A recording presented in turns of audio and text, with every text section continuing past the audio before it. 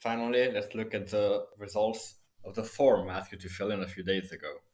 9 of you filled in the form, and the best task of the season is task 4. More than half of you said it was the best task of the season, which is pretty pog. The second best task is task 2 in Sand Kingdom.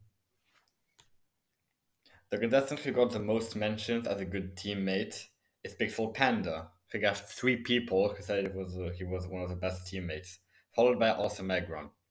These people also got mentioned as a good teammate from one of their teammates. On average, people spend between 1 and 2 hours on each task, about 90 minutes, which is a fair amount, considering that for most teams there was only one person doing the routing, and all the other team members were just waiting to get their clips assigned and then doing their clips, with some people also not doing their clips at all and getting a penalty of minus 15. 4 people said they had some difficulty while writing the tasks, and 2 said they didn't, which might be because of the different objective format for Season 2, with objectives being there being fewer objectives and having a lot more mini routing, which is really one of the things that didn't have to change, and it was probably a good idea to keep the format from Season 1. It was easier to route, and even though it had more objectives, it was actually easier to to use and a lot cooler and had more variety for tasks. In fact, most of the people who answered the form did not participate in season one, but out of the people who actually did, people said it was a lot better than season two, which makes sense because I only spent about 20% of the time that Nickel spent on season one in season two. The main things that were mentioned were results videos, obviously being better in season one, and also just the tasks themselves, mostly because of these objective format thing. So if someone does a season 3, I would recommend keeping the format from Nichols' series for the actual task with 12 objectives and you having to have a minimum of 2 in each clip.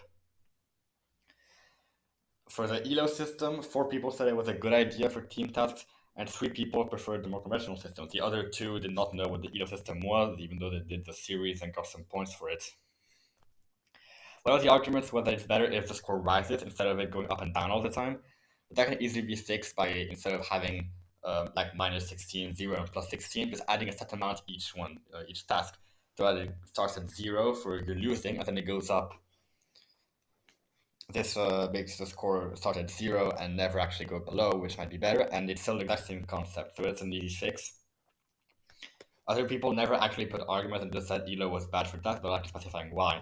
I think it worked quite well for balancing teams and making strong players work a bit harder to actually win and get more points. I would recommend using it for team tasks, but I don't think it makes any sense to use it for any normal tasks because there is no point in balancing teams if it's not a team task. So I would still use a conventional system for anything that's not a team task, for like just normal tasks.